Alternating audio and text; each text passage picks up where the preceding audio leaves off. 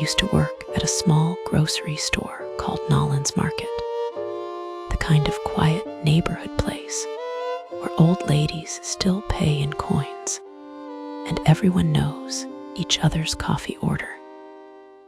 It was a weird little place. The floors always creaked like a haunted house. The old freezer groaned at night like it was alive, and the radio would randomly switch to static right around 3 a.m. every night. No one really thought anything of it. It was just Nolan's. I worked the overnight shift, 10 p.m. to 6 a.m. Just me, the buzzing fluorescent lights, and the occasional late-night shopper looking for cigarettes or frozen pizza. I didn't mind it. It gave me time to think, time to be alone. But things changed on my last week there. It started with the security monitor. I was in the back office, stocking up receipt paper when the screen flickered. At first, I thought it was just interference that happened sometimes during storms. But the screen didn't go black. It changed. Instead of the usual grainy feed from the front register, it showed the loading dock. Only something was off. The camera was angled differently, lower. It looked like it was being held in someone's hand, and it was moving, slowly walking down the back hallway toward the freezer, step by step. Then it turned. The camera, whatever it was, turned to face the office door, my door.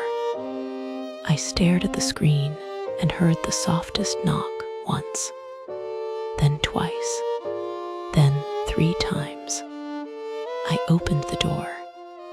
Nothing was there. I went straight to the security console to rewind the footage. But it wasn't there. The feed jumped directly from 2:58 a.m. to 3:03 a.m. like someone had deleted 5 minutes. I asked my boss about it the next morning. He just laughed. "You're not the first to see weird stuff here," he said. "It's an old building." I asked if he'd ever seen someone on the monitors. He paused, then said, "If you see someone, don't let them in." That night, I came to work early, just to prove to myself that everything was normal. I brought snacks, downloaded a movie on my phone, and tried to ignore the way the lights kept flickering above aisle 3. Around 1:15 a.m., I saw a customer. He was tall, maybe 6'4", wearing a gray coat with the collar pulled high around his face. He stood completely still at the end of the canned goods aisle, staring down the row. I said hello. He didn't move. I walked toward him. My footsteps echoed in the quiet. When I turned the corner into the aisle, he was gone. No footsteps, no sound of the door opening, nothing. Just gone. I checked the cameras. No one was there. At 2 a.m., the radio began playing music I didn't recognize.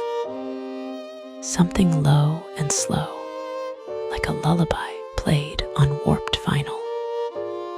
It was coming from the walk-in freezer. I opened the door. The music stopped.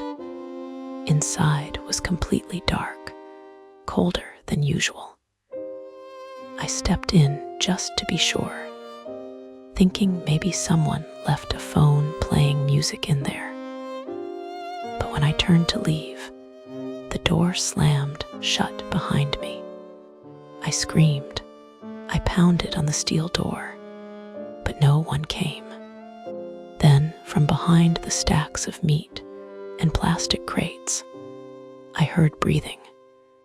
Not mine. Low, wet, animal breathing.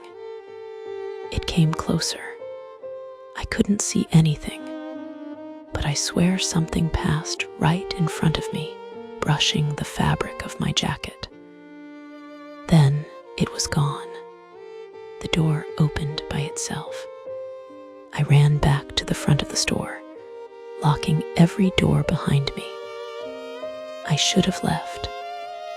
I should have just walked out and never gone back. But I didn't. I sat behind the counter and waited for dawn. At exactly 6:00 a.m., the lights flickered, the doors unlocked with a mechanical click, and everything felt normal, like nothing had happened. When I told my boss, he didn't look surprised. "You made it through the Wednesday shift," he said. "You're fine." That was the first time I realized something happens on Wednesdays. I asked him what he meant, but he walked away. So I watched. The next week, I stayed late again. Wednesday rolled around, and at 3:03 a.m., the same music played again. This time, I didn't go to the freezer. I went to the monitors. One screen was blank, just black, but I could hear the breathing, this time from the audio feed, closer than before. Then something new happened. The screen lit up, and I saw my own face staring back at me. Only it wasn't me. The reflection was wrong, the eyes too wide, the mouth slightly parted like it was mid-sentence. And then it said something.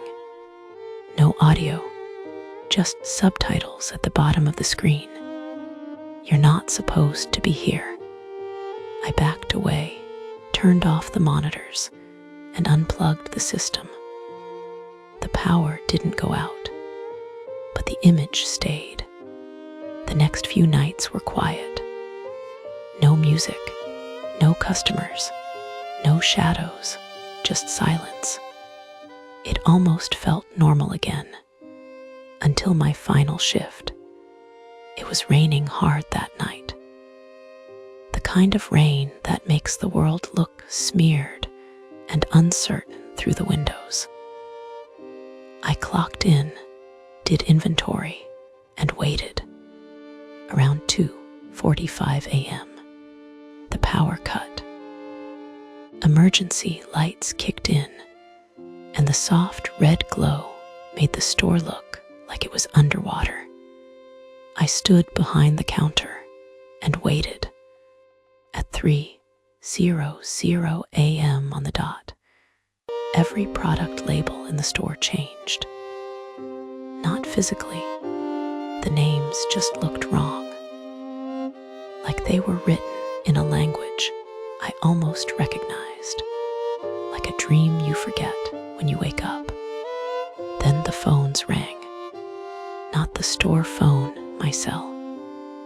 My old cell, the one I hadn't used in 2 years.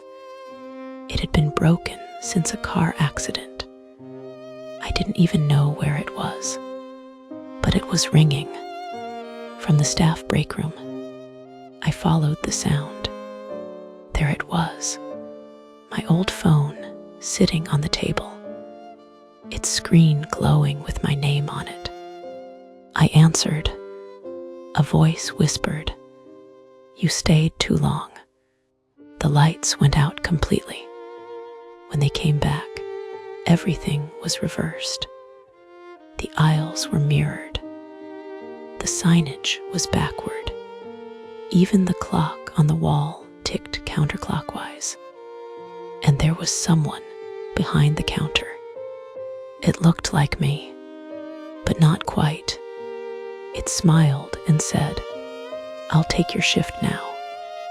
I tried to leave, but the doors wouldn't open. I ran to the emergency exit. Locked.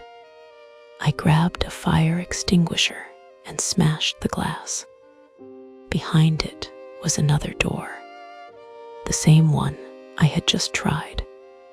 Every path I took led me back to the front of the store. And each time, the other me was standing there, waiting.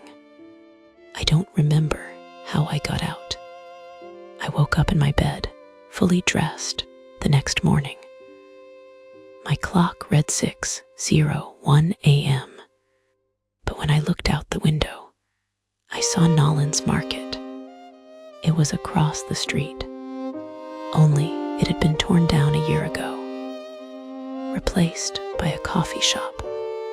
But I saw it, the lights still on, my reflection still standing inside, watching, waiting, smiling,